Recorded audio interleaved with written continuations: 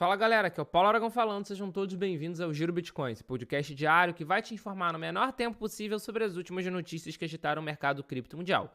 Para começar o episódio de hoje, quarta-feira, dia 12 de fevereiro de 2025, cada unidade do Bitcoin perdeu o suporte dos 95 mil dólares. Nesse instante, cada unidade está ali em 94.800 dólares americanos, com uma desvalorização nas últimas 24 horas de 2,15% aproximadamente. Já o Ether, segundo maior criptoativo do mercado, está tendo uma desvalorização ainda maior, na ordem ali dos 3%, com cada unidade nesse momento em 2.570 dólares americanos. A gente pode ver que as principais criptomoedas, quase todas as criptomoedas, estão tendo queda nessas últimas 24 horas. E a razão é a mesma, mas isso a gente vai debater mais para frente ao longo do episódio de hoje. Fazendo um giro rápido pelos ETFs dos Estados Unidos, ETF de Bitcoin Spot no dia de ontem, no dia 11 de fevereiro, foi mais um dia de outflow, ou seja, a gente teve uma venda, uma liquidação de 418 unidades de BTC, com novamente o da Fidelity liderando a saída. E nos ETFs de Ether Spot, de forma surpreendente, na minha opinião, a gente teve um dia positivo, a gente teve um dia de entrada. Foram 4.736 unidades de ETH, o que em dólar americano dá cerca de 12,6 milhões de dólares.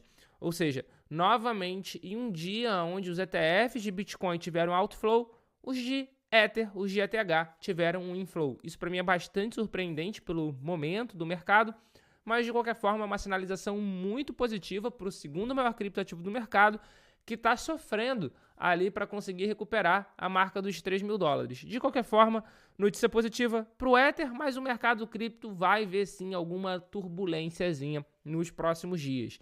E isso é a grande causa da perda da barreira ali, por exemplo, dos 95 mil dólares americanos no Bitcoin.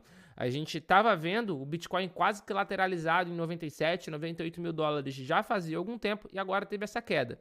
E qual foi o motivo? O motivo dessa queda foi o índice de CPI dos Estados Unidos. Para quem não sabe, CPI, e no caso dos Estados Unidos, é o Índice de Preços ao Consumidor. Aqui no Brasil a gente tem a CPI, que é a Comissão Parlamentar de Inquérito, então muitas vezes a gente acaba confundindo o significado, mas nos Estados Unidos é uma métrica para a gente poder fazer o monitoramento da inflação.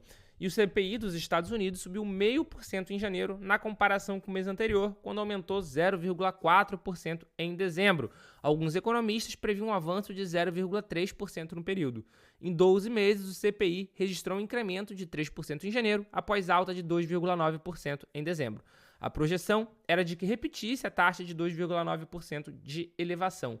O núcleo do CPI, o CPI Core, que exclui itens mais voláteis como alimentos e energia, teve alta de 0,4% no primeiro mês de 2025, depois de avançar 0,2% de 2024, o que foi acima da projeção, que era de 0,3%. Ou seja, de acordo com esse índice dos Estados Unidos, a inflação ainda está um pouco acima do projetado, ou seja, a inflação ainda é um risco sim para a economia americana. E justamente isso vai causar um temor no mercado de renda variável de uma forma geral. O Jerome Powell, que é o presidente do Fed, que é o Banco Central dos Estados Unidos, ele deu uma declaração nessa semana falando que o Fed não tinha pressa em reduzir, em cortar a taxa de juros, em reduzir a taxa de juros. E com esses dados ainda por cima, fica bastante claro que dificilmente a gente vai ver um corte na próxima reunião do Fed, apesar de toda a pressão que o presidente Trump está fazendo para reduzir essa taxa de juros. Quem tem que decidir se vai reduzir a taxa de juros não é de fato o Banco Central, não é o presidente do país, mas de qualquer maneira a gente começa a esperar que não tenha uma redução agora na reunião de março. Então, o mercado, como o mercado cripto, reagiu mal, mas não só o mercado cripto. Nesse instante, no momento de gravação desse episódio, a Bolsa Americana está abrindo, então a gente vai poder ver até no final do episódio o que está acontecendo com o mercado americano, como está sendo a abertura. Mas muito provavelmente, é difícil a gente cravar em pedra o que vai acontecer, mas muito provavelmente ao longo do dia de hoje a gente vai ver bastante volatilidade no mercado de renda variável dos Estados Unidos de uma maneira geral. Mas apesar dessa queda momentânea, apesar da gente estar vivenciando esse momento volátil, muita gente continua super otimista com o Bitcoin. E uma dessas pessoas é a CEO da ARK Invest, a Cathie Wood. e ela falou que uma previsão dela é de que o Bitcoin possa alcançar $1,5 milhão cada unidade até 2030.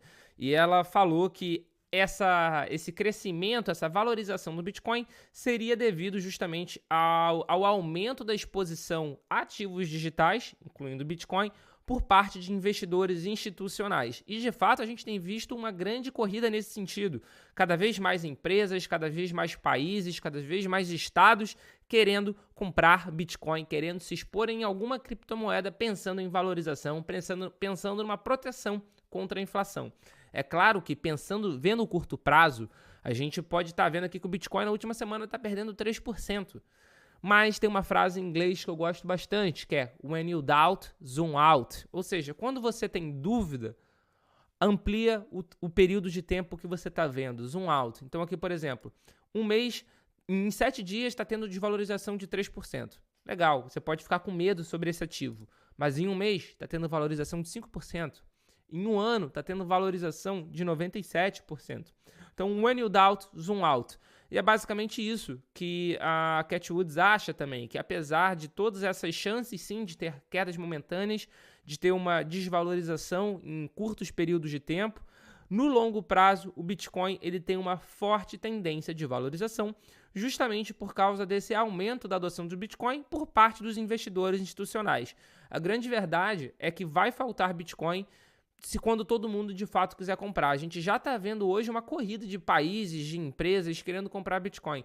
O número de empresas listadas em bolsa ao redor do mundo que estão começando a se expor em Bitcoin é algo fenomenal. É um número que está crescendo de forma exponencial.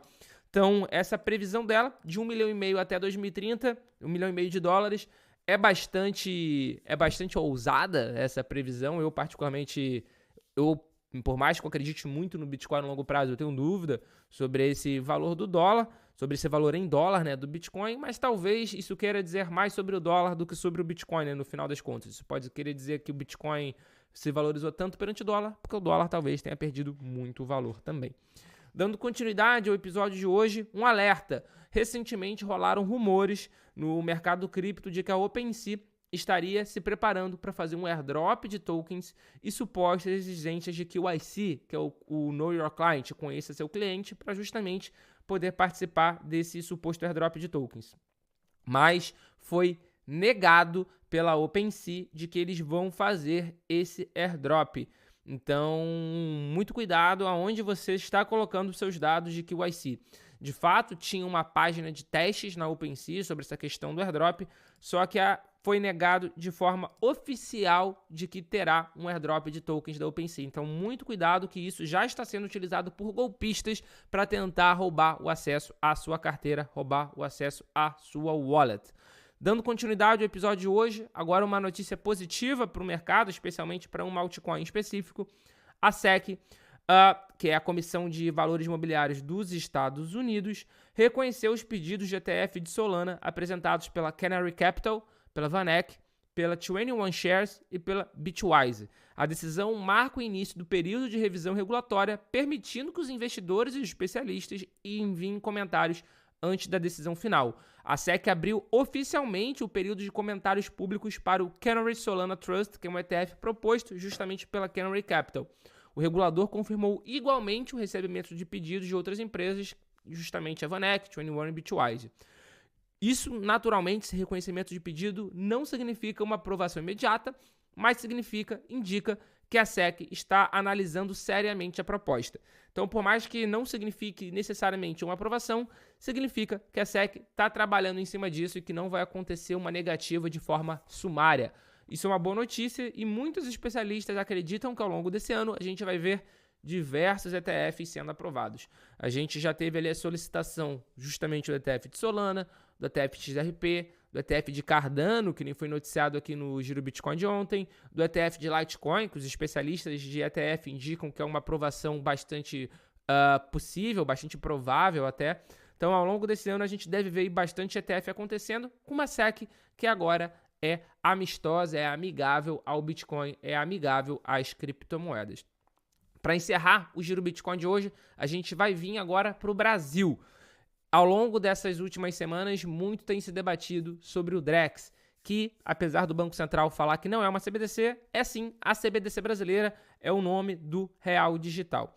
E a deputada federal Júlia Zanatta, do PL de Santa Catarina, anunciou nas suas redes sociais a criação de um abaixo-assinado contra a emissão do Drex pelo Banco Central. Segundo a deputada, com Drex, cada movimento do usuário será rastreado. Abre aspas. E bastará um clique para bloquearem sua conta ou sumirem os seus recursos, seja qual for a desculpa. Estamos falando de controle total sobre a sua vida financeira. Fecha aspas.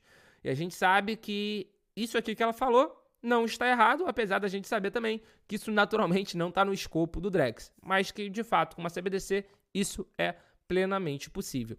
Vale ressaltar que esse debate não está acontecendo só no Brasil, está acontecendo no mundo todo. Os Estados Unidos também já estavam avançando na questão do dólar digital, de uma CBDC, mas que já foi algo proibido na mesma ordem executiva do Trump, em que ele criou um grupo de estudo para avaliar a possibilidade de criação de uma reserva nacional de ativos digitais. Ele também ali proibiu a emissão, circulação e utilização de uma CBDC americana. Então esse debate aqui que a Júlia Zanatta está trazendo para o mercado brasileiro é sim bastante relevante. Se você quiser assinar, procura as redes sociais aí da deputada federal Júlia Zanatta, pelo PL de Santa Catarina, que lá está o link com todas essas informações. E ainda falando de Brasil, até o final do mês que vem, até o final de março, a Receita Federal Brasileira vai divulgar novas informações sobre a declaração de Bitcoin, sobre a declaração de criptomoedas no imposto de renda. As novas regras irão instituir a Decrypto, que é a Declaração de Criptoativos da Receita Federal. Segundo a Receita Federal, a Decrypto demanda a necessidade de informação sobre novos tipos de criptoativos e novas operações com criptoativos. No entanto, segundo a minuta da Decrypto publicada pelo regulador, as mudanças devem ocorrer em nomenclaturas e formas de informar as operações e não em alíquota de impostos ou na regra de movimentação de valores acima de R$30 mil. Além disso, a Decrypto captará informações de transferências de criptoativo do exterior para o Brasil e vice-versa, referenciados a ativos de transmissão do criptoativo para a plataforma de finança descentralizada e de NFT.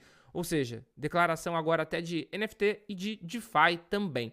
Vamos ver ainda como isso vai ser. Naturalmente, a gente precisa aguardar a divulgação dessas informações para poder debater melhor. Mas, de qualquer forma, muita coisa a gente já pode conversar. Afinal de contas, aqui no Brasil a gente tem declarações e a gente tem, de fato, tributos. Não é porque você está declarando que você vai pagar tributo. E hoje, ao longo do dia, no final do dia 12 de fevereiro de 2025, eu vou fazer lá no canal do Cointelegraph Brasil, às 18 horas de Brasília, uma live com a contadora, com a Thaís Almeida, onde a gente vai debater mais sobre essa forma de declaração de Bitcoin no Brasil, sobre como a gente tem que fazer, sobre quais são as possíveis consequências de não fazer, e ela vai poder fornecer para a gente até algumas orientações práticas. Então, lá no canal do Cointelegraph Brasil, no YouTube, no dia 12 de fevereiro, às 18 horas de Brasília, eu vou estar debatendo com ela sobre isso. E só para fechar, aqui a curiosidade do mercado americano. O mercado americano abriu há cerca de 10 minutinhos atrás, em relação ao momento de gravação desse episódio, e o S&P 500 já está com uma perda de 49,83 pontos, o que significa uma queda de 0,82%.